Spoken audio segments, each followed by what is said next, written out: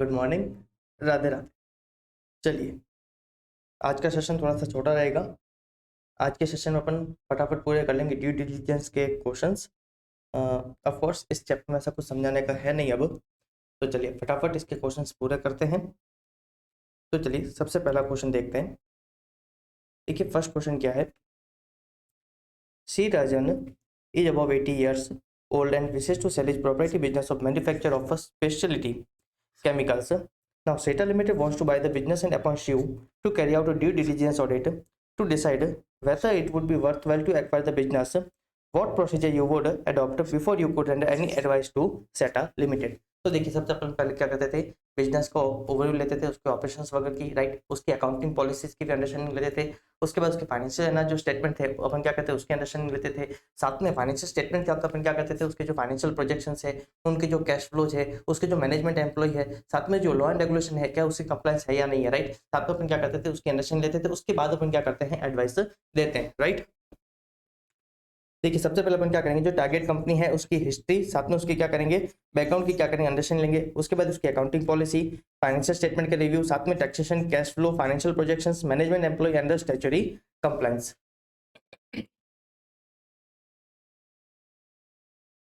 चलिए next question देखते हैं। देखिए नेक्स्ट क्वेश्चन है, due diligence is different from audit. Explain the difference between due diligence and audit. देखिए बहुत सारे डिफरेंस है। पहला तो ध्यान रखना, ऑडिट मैंडेटरी होती है मोस्टली केस में। ड्यू डिलीजेंस जो है वो मैंडेटरी नहीं होता है। ऑडिट नॉर्मली प्रिस्क्राइब होता है कि ऑडिट कौन कर सकता है, ड्यू डिलीजेंस कोई भी कर सकता है। ऑडिट में बेसिकली क्या होता है, इंडिपेंडेंट एग्जामिनेशन होता है, राइट। क्या होता है, इंडिपेंडेंट एग्जामिनेशन होता है। उधर अपना ऑब्जेक्टिव क्या होता है, अपन को क्या करना है, ओपिनियन एक्सप्रेस करना है। क्या करना है, ओपिनियन एक्सप्रेस करना है। ड्यू डिलीजेंस पे अगेन उसका क्या होता है, स्कोप डिफरेंट होता है। वो डिपेंड करता है टर्म्स ऑफ द एंगेजमेंट पे, राइट, या फिर ड्यू डिलीजेंस का ऑब्जेक्टिव क्या है, बराबर। तो बेसिकली ऑडिट और ड्यू डिलीजेंस में बहुत डिफरेंस है। तो देखिए सबसे पहले उन्होंने क्या किया है, ऑडिट का मीनिंग बताया है, फिर ड्यू डिलीजेंस का मीनिंग बताया है, साथ में बताया है एक चीज ध्यान रखना, ऑडिट में नॉर्मली हमारा फोकस कहाँ पे होता है, फाइनेंशियल है ना, स्टेटमेंट पे होता है, या फिर ऐसी चीजें जो फाइनेंशियल स्टेटमेंट को क्या कर सकती है, अफेक्ट कर सकती है। ड्यू डिलीजेंस दोनों ही चीजें को कवर करता है, financial as well as non financial, right.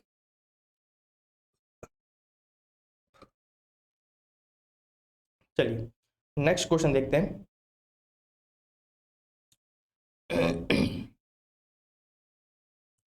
अब देखिए अगेन जब इतना बड़ा क्वेश्चन है, देखिए अपन अपना जो पेज है नॉर्मली बड़ा होता है, तो यहाँ पे क्वेश्चन अपन को छोटा लगता है। अगर यही क्वेश्चन अगर आपको आईसीआई के पेपर में आता तो ऑलमोस्ट 1 पेज तक चला जाता। तो देखिए अगर क्वेश्चन इतना बड़ा है तो आपको लास्ट की एक बार 2 से 3 लाइन पढ़ लेनी चाहिए, शायद आइडिया लग जाए कि क्वेश्चन कौन से चैप्टर का है या फिर कौन से पॉइंट के बारे में पूछ रहा है।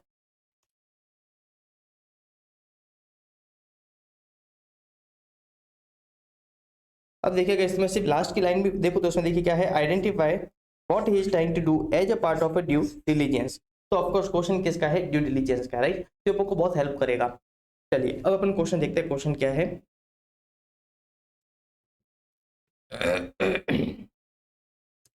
एक सीए वाई है, he is employed with a leading private sector bank posted in Noida branch. One of the existing borrower has approached branch with a proposal to sanction fresh term loan of rupees 5 crore with commensurate increase in the working capital facility relating to expansion of its garment manufacturing unit.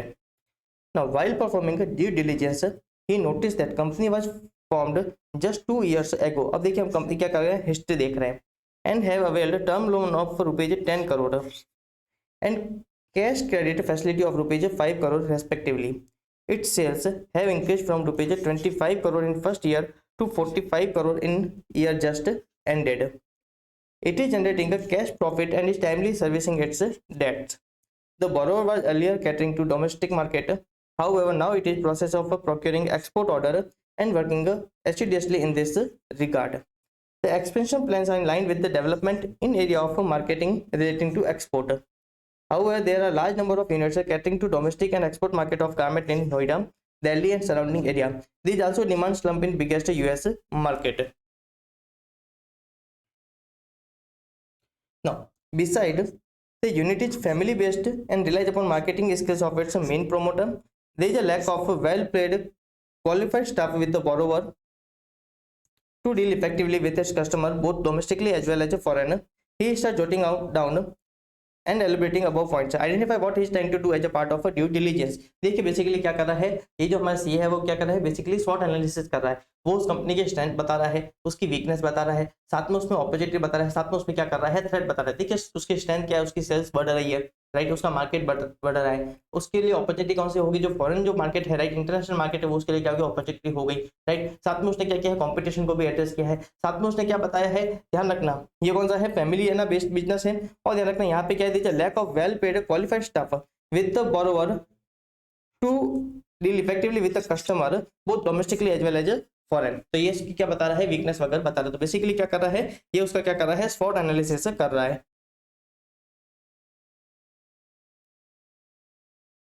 देखिए सबसे पहले उसका जो cash profit है या फिर जो timely payment of date है, ये उसकी क्या बताई, स्ट्रेंथ बताई।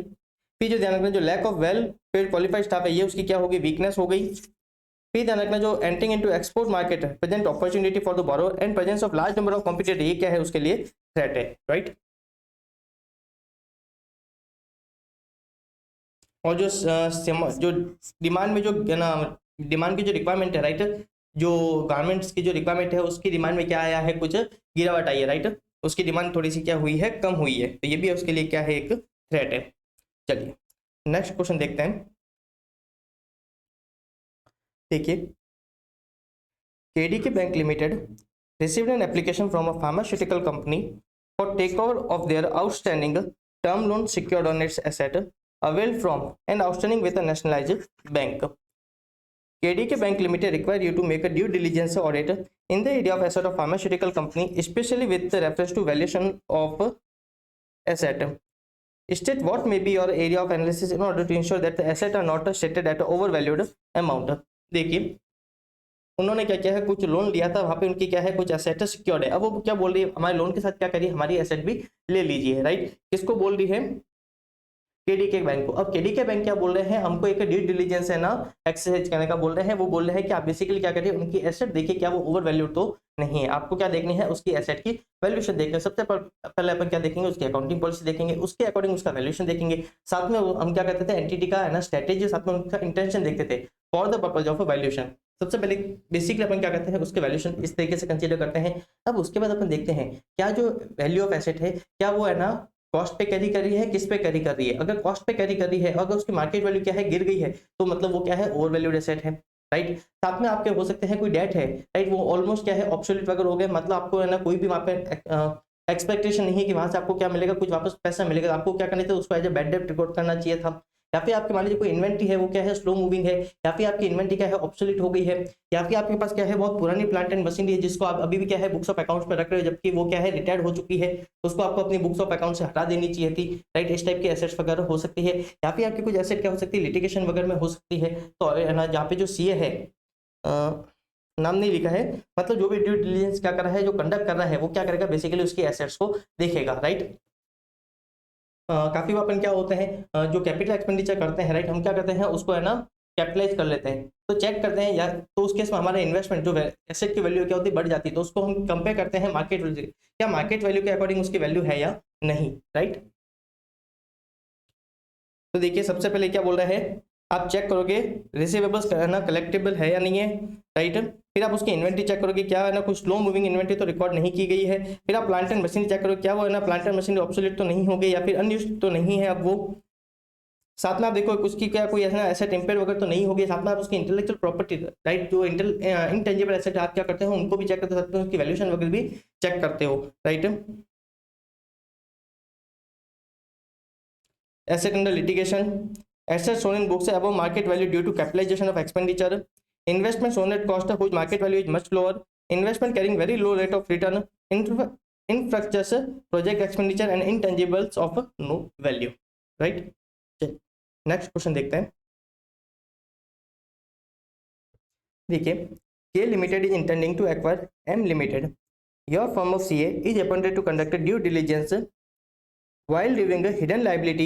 List out any 5 areas which will be specifically examined by you in order to conduct a due diligence exercise.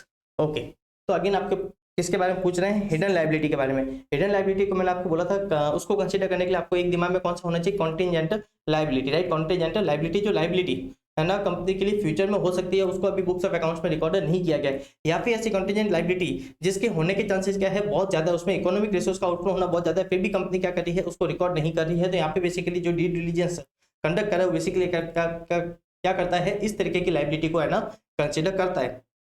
पहले अगर कोई कंपनी ने कोई गारंटी वगैरह दे रखी है, या फिर कोई दूसरी क्या है कॉन्टीजेंट लायबिलिटी है, या फिर मान लीजिए कोई शो कोज नोटिस वगैरह ना कंपनी पे ना इश्यू हुआ है और अभी तक वो कंप्लीट नहीं हुआ है, तो उस केस में भी क्या हो सकती है कंपनी पे कोई है ना लायबिलिटी हो सकती है, या फिर कंपनी पे कोई है ना वारंटी क्लेम वगैरह हो सकते हैं, या फिर कोई प्रोडक्ट रिटर्न को लेके हो सकती है कंपनी पे क्या कोई लायबिलिटी वगैरह हो, या फिर जो लेबर वगैरह है उसके साथ कोई सेटलमेंट को लेकर हो सकता है कोई लायबिलिटी हो, या फिर ग्रेच्युटी को लेकर कोई लायबिलिटी वगैरह हो सकती है, बराबर। तो मल्टीपल क्या हो सकती है ऐसी कॉन्टीजेंट लायबिलिटी हो सकती है जिसको क्या करना चाहिए ड्यू डिलिजेंस करते हुए कंसिडर करना चाहिए, right.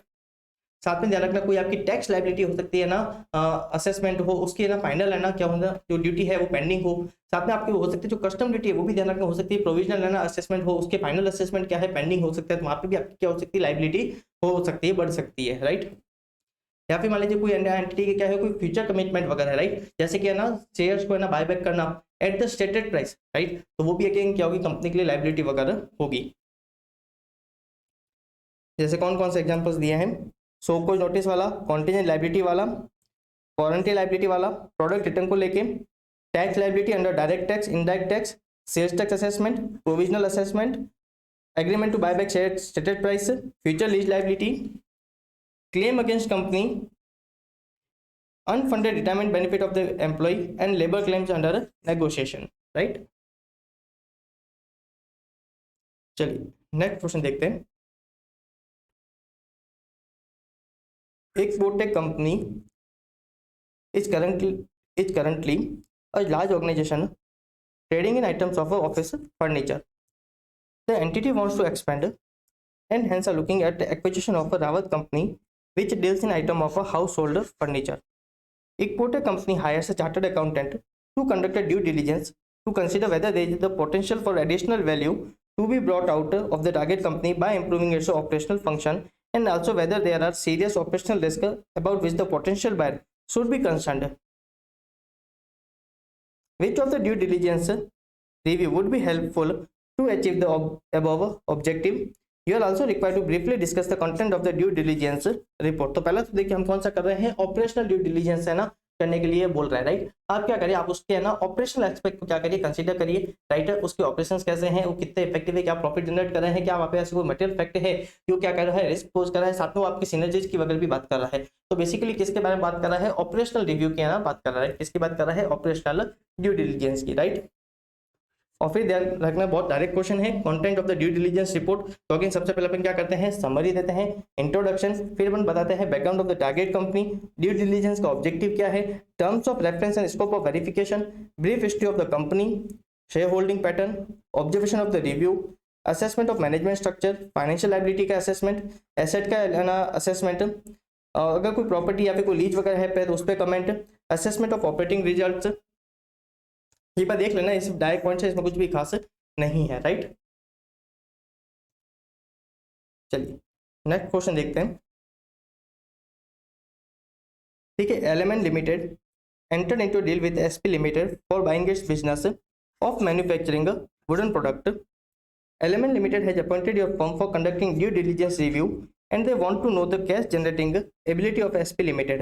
What points will you check in order to ensure that the manufacturing unit of SP Limited will be able to meet the cash requirement internally? देखिए जो इन्वेस्टर है वो बोल रहा है कि जो टारगेट कंपनी है आप क्या देखिए उसकी है ना कैश जनरेटिंग एबिलिटी उसकी कंसीडर करिए, चेक करिए जो उसकी जो कैश नीड्स है, राइट, क्या वो उसको इंटरनली मीट कर सकती है या नहीं कर सकती है। तो उसके लिए हम क्या करेंगे, सबसे पहले हम देखेंगे क्या वो उसकी जो इन्वेंट्री है जो ट्रेड रिसीवेबल है क्या वो उसको टाइमली इन कैश कर पा रही है या नहीं कर पा रही है। दूसरा उसके जो ट्रेड पेबल्स है क्या वो कंपनी उसको टाइमली पेमेंट कर पा रही है या नहीं कर पा रही। दैट इज है जो ऑपरेटिंग हम उसका देख रहे हैं, राइट, हम उसका क्या कर रहे हैं ऑपरेटिंग एस्पेक्ट देख रहे हैं। साथ में हम क्या करेंगे उसके फंड्स देखेंगे, कंपनी के जो फंड्स है हम क्या करेंगे उसको एनालिसिस करेंगे, क्या कंपनी अपने फंड्स को प्रॉपर्ली इन्वेस्ट कर रही है। कंपनी का सबसे पहले हम क्या देखेंगे, क्या कंपनी फंड्स को प्रॉपर्ली डिप्लॉय कर रही है, उसको प्रॉपर्ली इन्वेस्ट कर रही है, क्या उस पर रेट ऑफ रिटर्न वगैरह देखेंगे। हम देखें क्या कंपनी का फंड आइडल तो नहीं पड़ रहा है, राइट, क्या कंपनी उसको कहीं इन्वेस्ट ही नहीं करी, वो फंड एज इट इज क्या कर रहा है कंपनी में पड़ा है, राइट। साथ में हम क्या करेंगे कंपनी का इन्वेस्टमेंट पैटर्न वगैरह भी देखेंगे। उसके बेसिस पे हम क्या करेंगे कंसीडर करेंगे कि एंटिटी की कैश जनरेटिंग एबिलिटी कैसी है, right.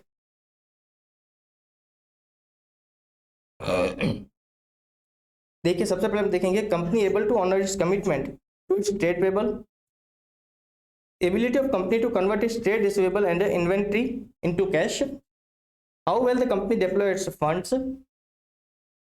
are there any funds lying idle or company able to reap maximum benefit out of the available funds, what is the investment pattern of the company and are they easily realizable। देखिए again repeated question है और direct question है, अपन ने पहले भी इस चीज को डिटेल में डिस्कस नहीं किया है, अभी भी नहीं करें क्योंकि इसमें ऐसा कुछ खास समझाने जैसा है नहीं, राइट। चलिए नेक्स्ट क्वेश्चन देखते हैं।